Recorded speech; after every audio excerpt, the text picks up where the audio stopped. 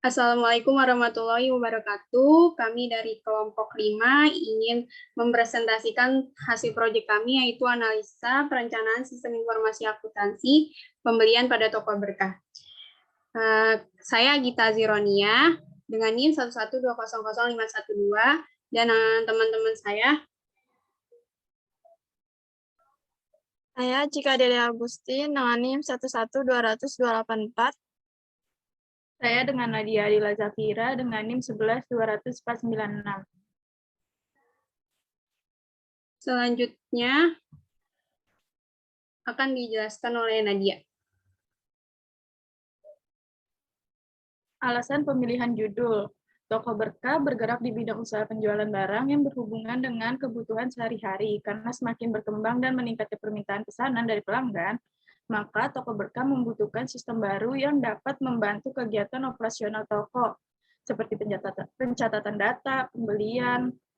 Maka dari itu kami tertarik untuk membahas dalam sebuah laporan dengan judul Analisa Perencanaan Sistem Informasi Akuntansi Pembelian pada Toko Berkah.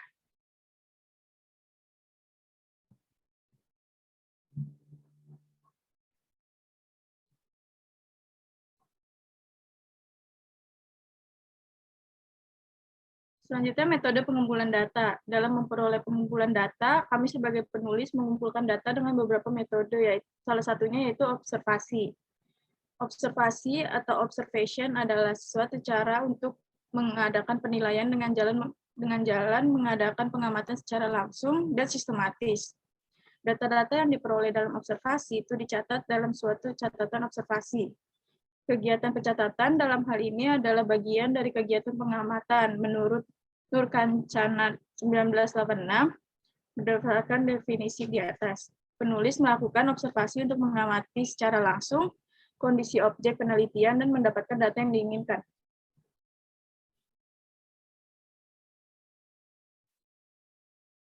Selanjutnya, metode pengembangan software. Di sini kita menggunakan metode waterfall.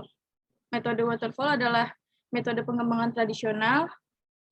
Metode waterfall memiliki 5 tahapan proses, diantaranya menganalisa persyaratan, membuat desain, menerapkan, pengujian, menggunakan pada proyek, dan pemeliharaan. Konsep dari metode ini adalah pengerjaan yang dilakukan secara tertata, berurutan, dan linier. Sederhananya, jika langkah 1 belum dikerjakan, maka langkah selanjutnya pun tidak akan bisa dikerjakan. Metode ini dapat dianggap tidak fleksibel karena semua proses dan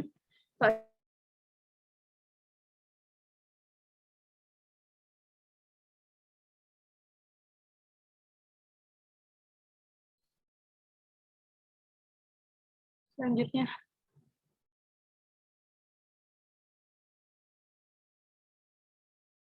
Selanjutnya ada ruang lingkup. Untuk memperjelas masalah yang akan dibahas dan agar tidak terjadi pembahasan yang meluas dan menyimpang, maka perlu dibuatnya suatu batasan masalah. Adapun ruang lingkup permasalahan yang akan dibahas dalam penulisan makalah sistem informasi akuntansi ini, yaitu hanya pada seputar kegiatan pada toko berkah, seperti bagaimana proses berjalannya pembelian barang dan bagaimana sistem komputerisasi itu berjalan.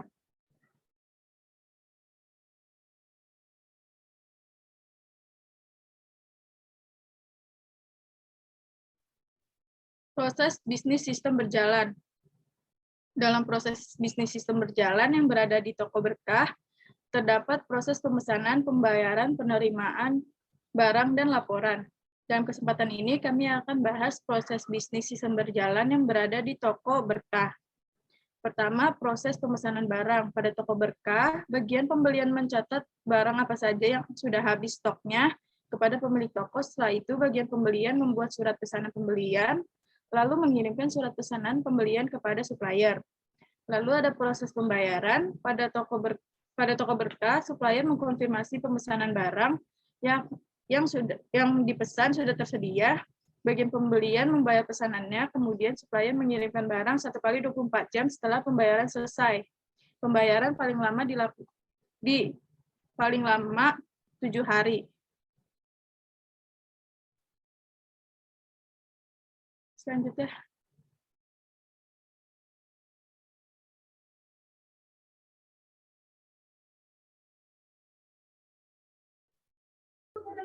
Ini Nat, lanjut lagi baca proses penerimaannya. Oke. Proses selanjutnya ada proses penerimaan barang. Pada toko berkah, bagian pembelian menerima barang, kemudian mengecek kondisi barang. Jika tidak sesuai, maka akan dibuatkan retur untuk diserahkan ke supplier. Barang yang diterima akan dicatat ke dalam transaksi pembelian yang akan mempengaruhi stok dan akan membentuk jurnal pembelian. Terus selanjutnya ada proses pembuatan laporan. Setiap akhir bulan, bagian pembelian membuat laporan pembelian yang berupa laporan pesanan barang, laporan pembelian, dan laporan retur barang yang akan dilaporkan kepada pemilik toko.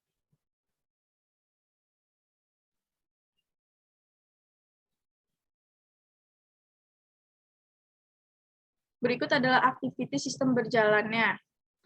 Pertama, mulai bagian pembelian akan membuat surat pesanan pembelian, setelah itu menyerahkan surat pesanan pembelian kepada supplier. Selanjutnya, supplier menerima surat pesanan pembelian, mengkonfirmasi pesanan barang, dan mengirimkan barangnya kepada bagian pembelian. Selanjutnya, bagian pembelian akan membayar pesanan, menerima barang, dan melakukan pemeriksaan. Jika barangnya rusak atau tidak sesuai, maka bagian pembelian akan membuat retur dan menyerahkan returnya kepada supplier. Nanti akan diterima supplier hasil returnya. Setelah itu, jika barangnya sesuai, maka bagian pembelian akan melakukan pencatatan pembelian, selanjutnya membuat laporan, dan menyerahkan laporan pesanan, laporan pembelian, laporan retur kepada pemilik toko. Nanti pemilik toko akan menerima laporan pesanan, pembelian, dan retur. Dokumen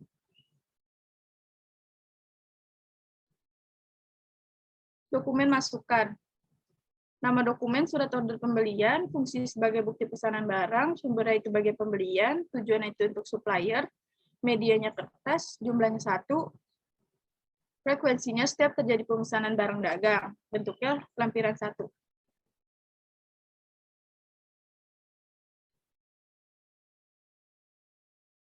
Dokumen keluaran. Nama dokumennya nota debit, fungsinya sebagai bukti retur barang, sumbernya bagian pembelian, tujuannya ke supplier, medianya kertas, jumlahnya 1, frekuensinya setiap terjadi retur barang dagang, bentuknya di lampiran 3.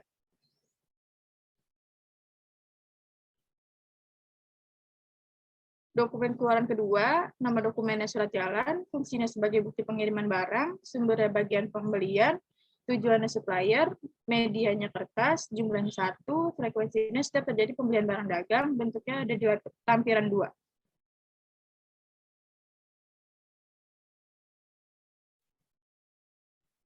Permasalahan pokok, bentuk sistem yang baik akan sangat dibutuhkan dalam suatu proses bisnis apapun sehingga semua dapat dioperasikan sesuai dengan tujuan dan keinginan yang diharapkan.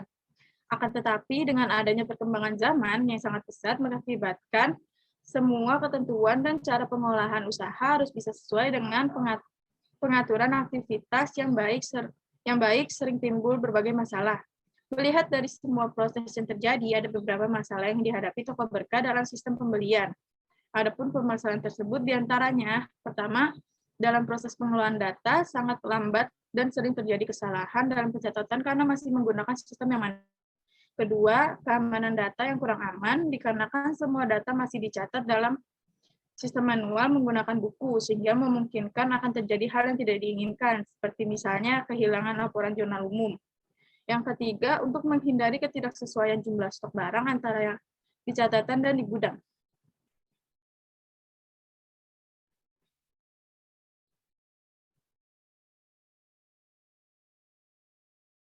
Selanjutnya ada pemecahan masalah. Untuk mengatasi permasalahan tersebut, maka kami memberikan saran yaitu berupa sebuah sistem yang sudah terkomputerisasi, misalnya seperti Jahir atau program sistem yang kami buat. Sistem yang sudah terkomputerisasi memiliki kelebihan diantaranya. Pencatatan akan lebih cepat, aman, dan akurat. Pendataan tidak lagi disimpan dalam buku, melainkan disimpan di dalam sebuah file. Apabila terjadi kehilangan, data sistem dapat membantu dengan cara melakukan backup data.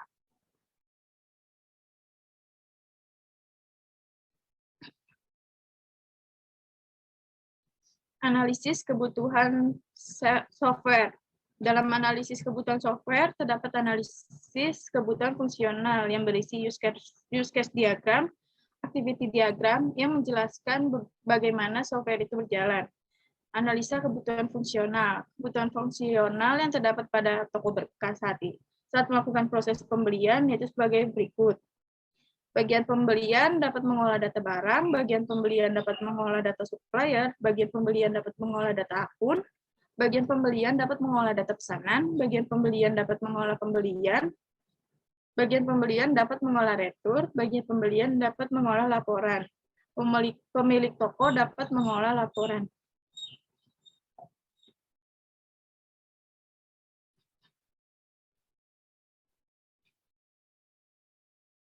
Berikut adalah use case diagramnya. Di sini bagian pembelian dapat mengolah data barang, mengolah data supplier, mengolah data akun, mengolah data pesanan, mengolah pembelian, mengolah retur, dan mengolah laporan. Sedangkan pemilik toko dapat mengolah laporan.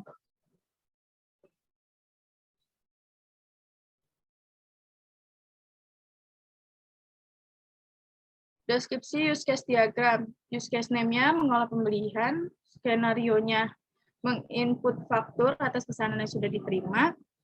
Deskripsinya bagian pembelian membuka transaksi pembelian. Bagian pembelian harus menginput nomor faktur dan nomor PO. Jika nomor PO-nya yang diinputkan diinputkan valid, maka data pesanan akan tampil. Untuk selanjutnya dilakukan penyesuaian berdasarkan barang yang diterima yang tertera dalam faktur. Jika ada retur, maka datanya diinput di halaman data retur. Aktornya bagian pembelian. Use case terkaitnya itu mengolah pesanan, mengolah pembelian, dan mengolah retur.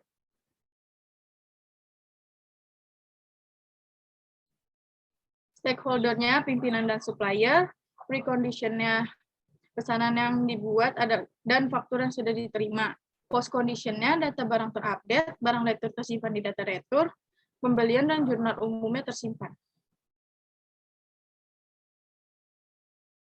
Berikut adalah activity diagram untuk login. Di sini admin akan membuka aplikasi web, lalu memasukkan email dan password, maka sistem akan mengeksekusi perintah. Jika berhasil, dia akan menampilkan halaman home. Jika tidak, dia akan kembali.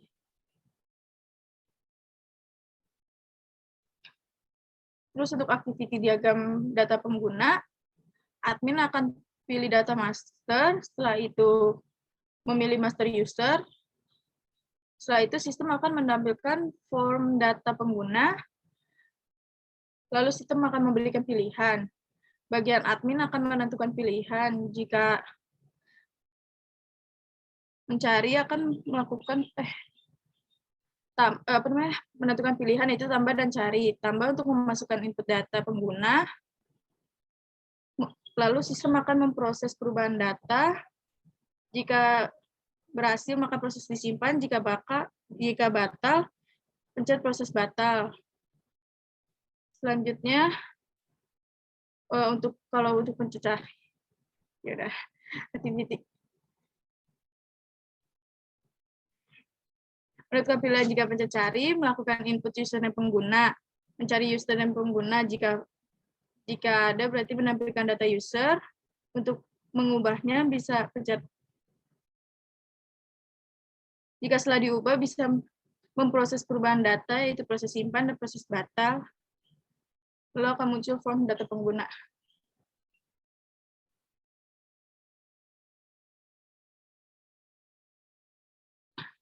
Di sini ada activity diagram data barang. Admin akan memilih data master, kemudian memilih master barang. Selanjutnya sistem akan menampilkan data barang ya. Menampilkan data barang, lalu sistem memberikan pilihan. Setelah itu admin menentukan pilihan, yaitu tambah, melakukan input data barang, cari, melakukan input data barang juga, mencari data barang. Jika nggak ada, dia tidak akan menampilkan data barang. Jika ada, akan menampilkan data barang. Lalu untuk mengubahnya, bisa pencet mengubah data barang, lalu data akan diproses. Udah nggak tahu. Nggak kelihatan. Selanjutnya akan dibacakan oleh Gita. Selanjutnya di sini ada activity diagram data supplier. Bagian admin mulai, lalu kita pilih data master, pilih master supplier, dan sistem akan menampilkan from data supplier, lalu memberikan pilihan, dan admin menentukan pilihan. Lalu di sini ada tambah dan cari. Tambahnya ini melakukan input data supplier, carinya untuk melakukan input data supplier, lanjut ke sistemnya akan mencari data supplier. Di sini di bagian valid tidak menampilkan data supplier dan menampilkan data supplier. Lalu menampilkan data supplier diubah, lalu merubah data supplier, dan juga hapus. Dan di bagian merubah data supplier ada proses simpan dan proses batal. Di bagian hapus ada memproses hapus data dan muncul from data akun. Dan selanjutnya activity diagram data akun. Mulai pilih data master, pilih master akun, maka sistem akan menampilkan from data akun, memberikan pilihan, menentukan pilihan. Bagian admin ini ada tambah dan cari. Tambahnya itu melakukan input data akun, dan cari ini melakukan input data akun dan mencari data akun. Tidak menampilkan data akun, menampilkan data akun. Di sini merubah data akun dan hapus. Di bagian merubah data akun ada proses simpan dan proses batal. Di bagian hapus ada memproses hapus data. Lalu akan muncul from data akun. Dan selanjutnya ada activity diagram data setting.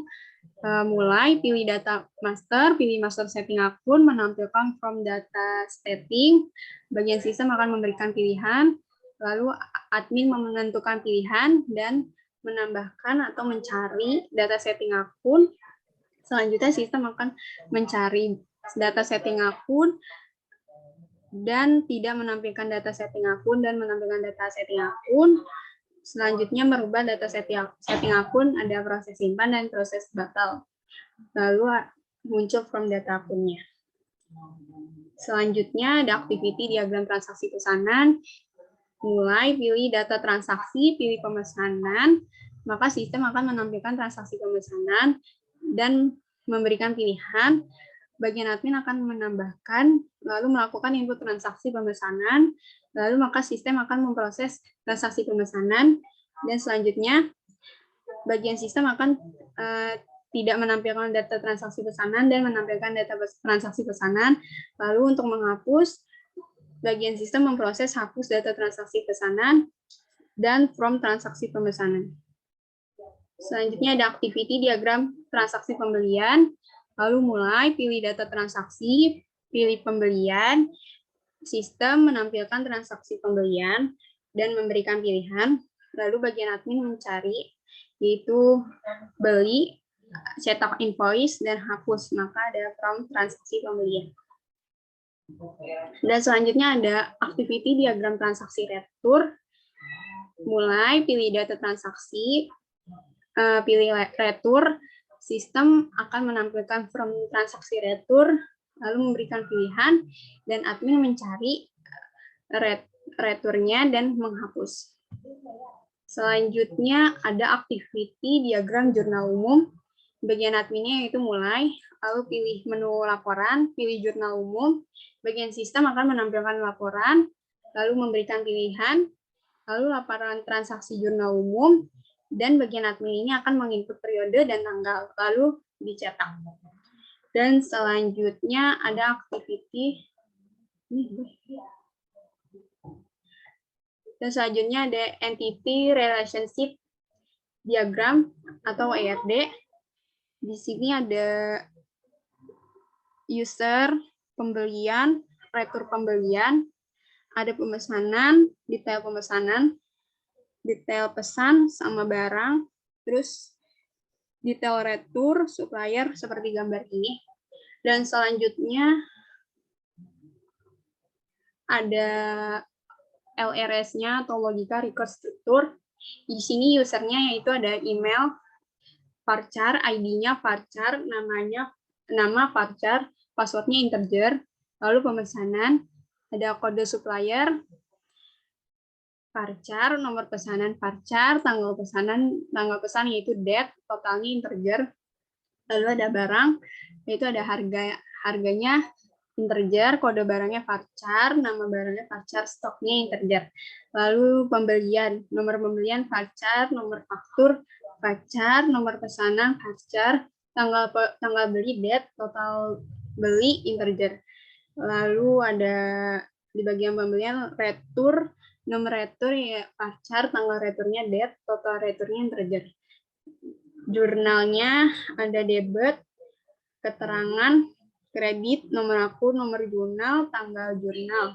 Dan akunnya itu ada nama akun, yaitu integer, nomor akunnya varchar. Dan selanjutnya ada spesifikasi file. 1. User. Spesifikasi file, nama file, user, fungsinya untuk menyimpan data user, akronimnya user.myd, tipe filenya itu file master, media filenya hard disk, organisasi filenya index sequential, akses filenya random, panjang recordnya 785 karakter, kunci fieldnya itu ID, softwarenya MySQL. Selanjutnya,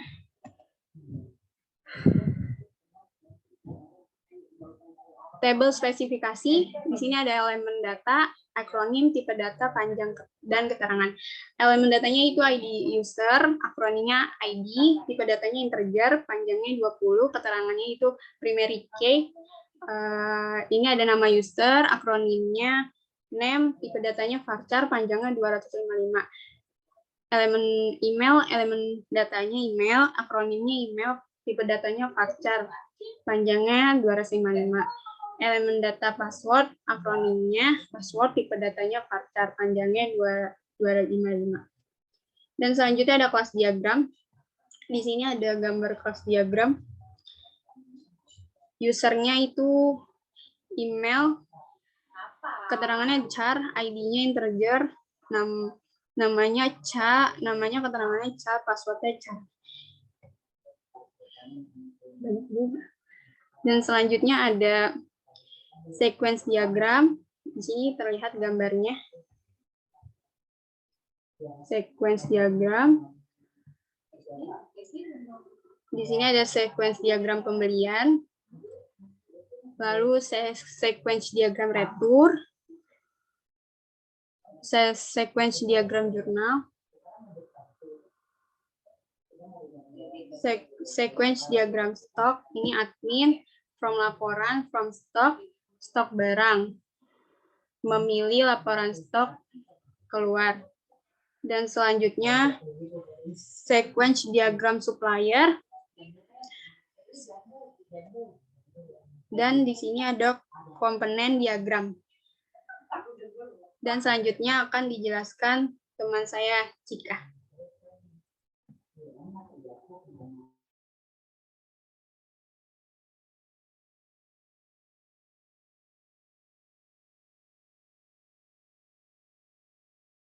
Itu di sini ada 6 tabel, itu ada web service, web aplikasi, exam, workstation, database, dan device printer.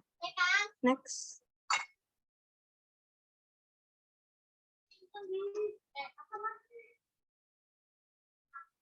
Kemudian di sini ada tampilan user interface-nya. Yang pertama ada tampilan login. Di situ ada kita masukin email, kemudian password, kemudian nanti kita klik login. Akan tampil tampilan home. Seperti ini, ada sistem informasi akuntansi, pembelian, toko berkah. Next. Yang ketiga ada tampilan user. Di sini ada tampilan data pengguna, data-data pengguna yang sudah login. Kemudian yang keempatnya ada tampilan data barang. Di sini ada kode barang, nama barang, ada harganya, dan stoknya. Di sini bisa tambah, edit, kemudian bisa dihapus. Next.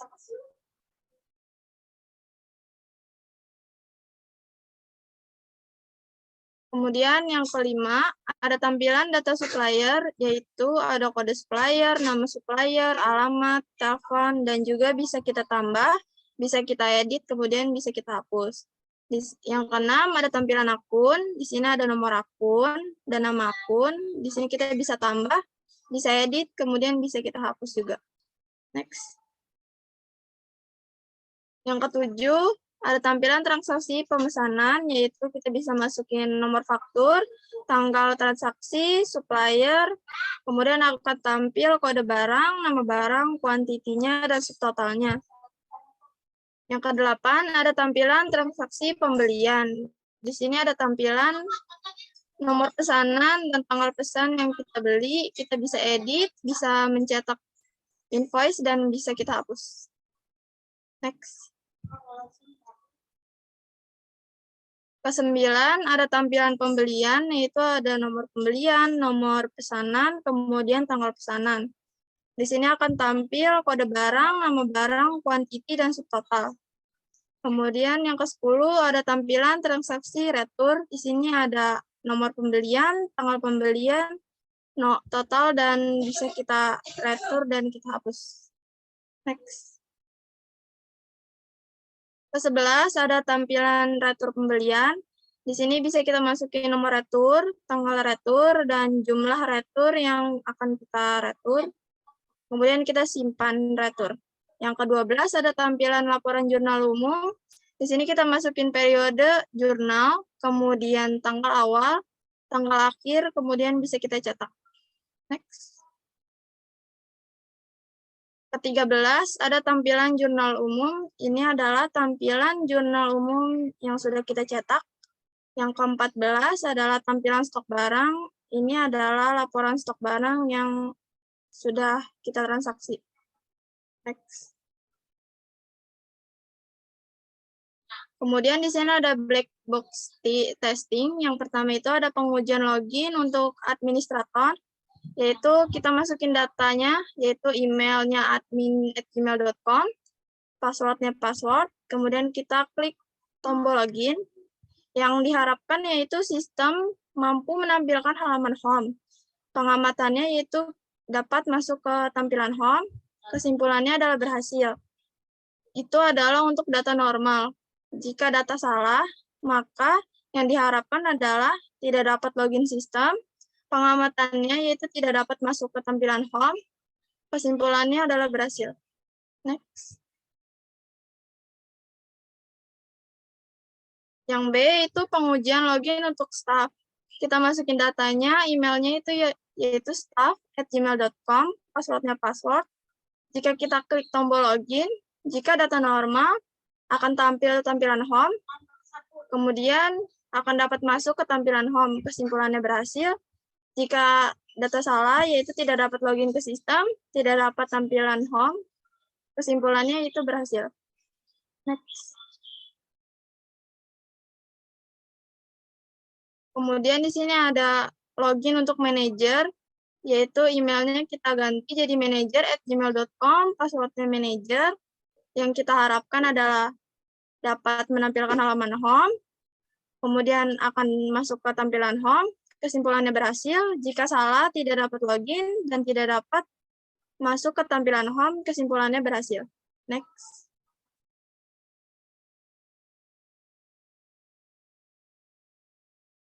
Pengujian pengisian data pengguna, di sini ada tambah pengguna yang diharapkan yaitu data masuk pada server database, pengamatan data masuk pada server database, kemudian kesimpulannya itu berhasil. Edit pengguna, data dapat diubah, dan data pada saat server database teredit. Pengamatannya data dalam server database teredit atau berubah. Kesimpulannya berhasil. Kemudian hapus pengguna, di sini ada tampilan data from, data servernya terhapus, kemudian pengamatannya tampilan data from-nya terhapus, kesimpulannya berhasil. Jika data salah, yang diharapkan adalah tidak tersimpan pada server database, pengamatannya tidak tersimpan, kesimpulannya berhasil. Next. Kemudian di sini ada pengujian pengisian data barang. Jika kita tambah data barang, data masuk pada server database. Kesimpulannya berhasil. edit barang, yang diharapkan adalah data dapat diubah dan data pada saat server database teredit. Pengamatannya itu data dalam server teredit atau berubah. Kesimpulannya berhasil, hapus barang, tampilan data pada from data server database terhapus, pengamatannya tampilan from terhapus, kesimpulannya berhasil. Jika data salah, maka tidak tersimpan. Kesimpulannya berhasil. Next. Pengisian data supplier, tambah supplier, maka pada server akan data masuk pada server database. Kesimpulannya berhasil. Edit supplier, yaitu data dapat diubah dan database dapat teredit. Pengamatannya yaitu data dalam server teredit atau berubah. Kesimpulannya berhasil. Jika hapus supplier, maka tampilan from data server database terhapus, pengamatannya data terhapus. Kesimpulannya berhasil.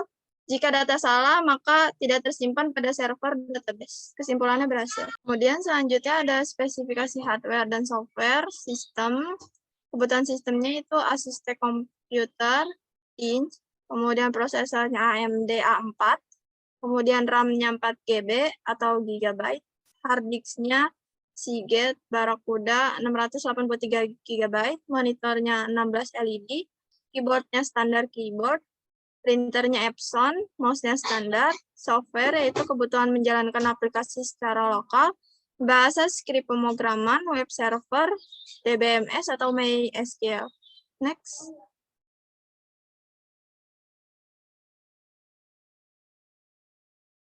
Kesimpulannya, berdasarkan penelitian yang telah dilakukan oleh kami pada toko Berkah Jaya dapat disimpulkan bahwa yang pertama, sistem akuntansi pembelian yang diterapkan oleh toko Berkah masih dilakukan secara manual.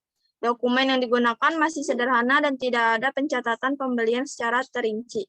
Yang kedua, sistem akuntansi pembelian yang dilaksanakan oleh toko Berkah belum memenuhi kriteria sistem pengendalian internal yang baik. Hal ini dikarenakan pada prosedur pembelian yang dilaksanakan belum terdapat pemisahan. Next. Saran untuk makalah proyek ini yang telah kami buat, yaitu yang pertama, sistem pembelian toko Berkah sudah baik dan harus dipertahankan oleh perusahaan dengan cara melakukan pengawasan terhadap pelaksanaan sistem akuntansi pembelian yang ada pada perusahaan tetap berjalan dengan lancar. Yang kedua, mohon kritik dan saran yang membangun bagi pembaca yang membaca mengenai penulisan hasil analisis dan evaluasi dari hasil kerja kuliah praktik kami, agar kedepannya kami bisa lebih mengembangkan sistem penulisan ini. Sekian dari kami yang bisa kami jelaskan, kurang lebihnya mohon maaf. Wassalamualaikum warahmatullahi wabarakatuh.